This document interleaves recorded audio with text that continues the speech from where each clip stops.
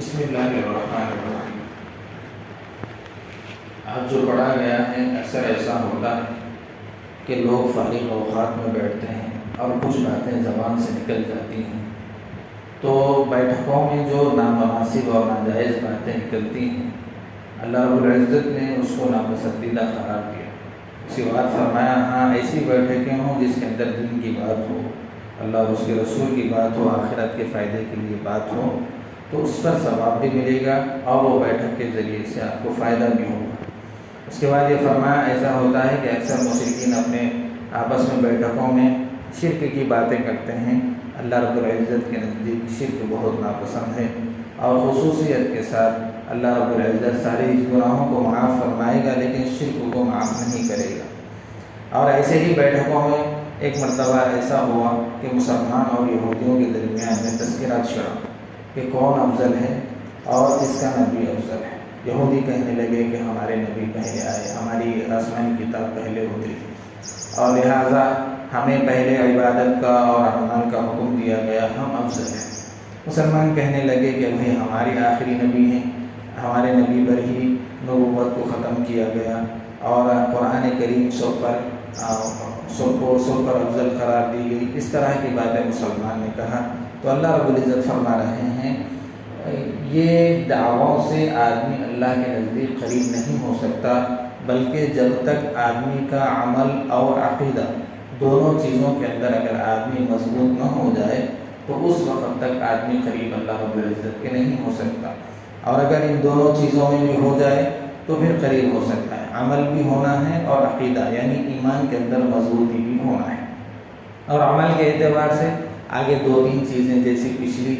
سورہ نساء کے اندر بیان ہو رہی تھی، پھر یہاں پر چھیڑی گئی یتیم کے مال کے سلسلے میں آدمی بہت احتیاط کرے، اور معاشرتی زندگی کے رہن سہن کے اعتبار سے، حقوق کے اعتبار سے خصوصیت کے ساتھ میاں بیوی کے درمیان حسن سلوک، بیوی شوہر کا حق اور شوہر بیوی کا حق، اور ایسے ہی تمام جو حقوق ہیں اپنے ماتحت میں رہنے والے، ان کے سلسلے میں احکام کو بیان کیا گیا۔ آدمی جس طرح اللہ رب العزت کی طرف سے احکام بیان کیے گئے اگر اس طرح کا عمل کرتا ہے تو گویا وہ اپنے جو عقیدہ ہے اس پر پختہ اتر رہا ہے۔ ایک مرتبہ ایسا ہوا کہ اللہ کے رسول صلی اللہ علیہ وسلم بیٹھے ہوئے ہیں تو ایک صحابہ ہے جس کے اندر ایک مالدار ہے اور ایک غریب ہے۔ دونوں کے درمیان یہ ہوئے کہ مالدار یہ کہتا ہے کہ غریب مجھ پر ظلم کر رہا ہے، اور غریب آدمی یہ کہہ رہا ہے کہ مالدار مجھ پر ظلم کر رہا ہے۔ تو اللہ کے رسول صلی اللہ علیہ وسلم کا جھکاؤ تھوڑا سا غریب کی طرف ہوا، اور یہ سوچ کر کہ بھئی غریب آدمی کیسے مالدار پر ظلم کر سکتا ہے، حالانکہ وہ تو غریب ہے، مفلس ہیں۔ تو فوراً اللہ کی طرف سے بات آئی کہ بھئی آپ اپنے اعتبار سے جب آپ کے پاس فیصلہ آئے گا تو انصاف کے ساتھ کام لیں، اس لیے کہ اگر خود کے خلاف بھی اگر گواہی دینا پڑے تو پھر گواہی دینا ضروری ہے، اور اگر آپ یتیمی پر، اس کی مفلسی پر ترس کھا کر اور اس کی غربت پر ترس کھا کر اگر آپ کا جھکاؤ اس طرف ہے تو پھر آپ ظالم شمار کیے جائیں گے، اور اگر مالدار کی طرف اس کے مال کی وجہ سے اس کے عہدے اور عہدے کے اعتبار سے اگر جھکاؤ اس طرف ہے تو آپ پر پکڑ کی جائے گی۔ انصاف کے ساتھ معاملہ کرنا ہے، یہ ہر طریقے کے اعتبار سے حقوق کا اس کے اندر بیان کیا گیا۔ اس کے بعد فرمایا بعض مرتبہ ایسا ہوتا ہے کہ کچھ لوگ ایمان قبول کرتے ہیں اور عمل میں پختہ ہوتے ہیں، پھر وہ ان لوگوں کو کچھ باتیں سمجھ میں نہیں آتی، پھر وہ پیچھے ہٹتے ہیں، کفر کی طرف جاتے ہیں، پھر ایمان کی طرف آتے ہیں، پھر کفر کی طرف جاتے ہیں، یعنی عمل کم کرتے ہیں۔ تو ایسا ہوتا ہے کہ بعض مرتبہ عمل کے کم کرنے کی وجہ سے، عمل کے چھوٹنے کی وجہ سے آدمی کفر کی طرف چلا جاتا ہے، اور کفر کی طرف چلا جانے سے پھر ایمان کی اور ہدایت کی توفیق اس کو نہیں ہوتی۔ اسی طرح فرمایا گیا ہے کہ منافقوں کی ایک جماعت بھی ہے کہ وہ لوگ بھی ایسے ہی تھے کہ جب تک مسلمان مکہ میں تھے تو مشرکوں کا ساتھ دیتے تھے، اور یہ کہتے تھے کہ اگر مسلمان جیت جاتے یا مسلمانوں کو ہار ہو جاتی، مسلمان جیت جاتے تو کہتے کہ ہمارے رہنے کی وجہ سے آپ لوگوں کو جیت ہو گئی، اور اگر مسلمان ہار جاتے تو ان لوگوں کو یہ کہتے تھے کہ مشرکین کو کہ بھئی دیکھیے کہ ہم لوگوں نے ایسی تدبیر اختیار کی کہ مسلمان ہار گئے، لہٰذا ہم آپ کا ساتھ دینے کی وجہ سے آپ ہمارے، یعنی ان کو جو مشرکین کو جو مال غنیمت میں سے حصہ ملا اس میں سے ان کو بھی حصہ وہ چاہتے تھے۔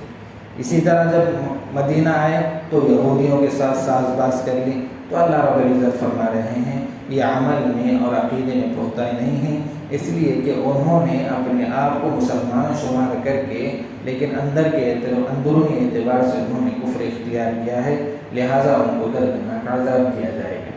اور اس کے اندر سب سے پہلی نشانی منافق کی یہ بتائی گئی ہے کہ وہ نماز میں سستی کرتا ہے، ظاہری اعتبار سے بہت ساری نشانیاں بتائی گئی ہیں، جیسے امانت میں خیانت کرتا ہے، بات بات پہ جھوٹ بولتا ہے، ویسا احادیث میں بہت ساری نشانیاں بتائی ہیں، لیکن سب سے پہلے نشانی یہ بتائی گئی ہے کہ منافق کی علامت یہ ہے کہ وہ نماز میں سستی کرتا ہے۔ اس کے بعد فرمایا گیا ہے منافق کے لیے باضابطہ دردناک عذاب کا بیان اس کے اندر کیا گیا ہے، اس لیے کہ وہ اپنے آپ کو مسلمان بھی شمار کرتا ہے لیکن وہ کافروں کے ساتھ رہ کر ان کا ساتھ دیتا ہے۔ حضرت عبداللہ ابن عباس رضی اللہ تعالیٰ عنہ نے فرمایا جس طرح 7 طبقات جہنم کے بنائے گئے ہیں، سب سے نچلے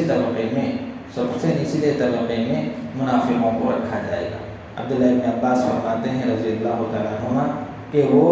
انگار کے صندوق ہیں جن کے اندر ان منافقوں کو بند کیا جائے گا، اس وقت وہ لوگ پکاریں گے تو اللہ فرما رہے ہیں یہاں تو وہ لوگ اپنے آپ کو ہوشیار سمجھ کر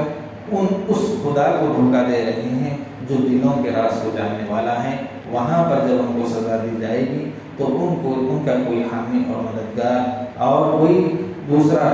ایسا کوئی نہیں ہوگا جو ان کو عذاب سے چھٹکارا دلا سکے۔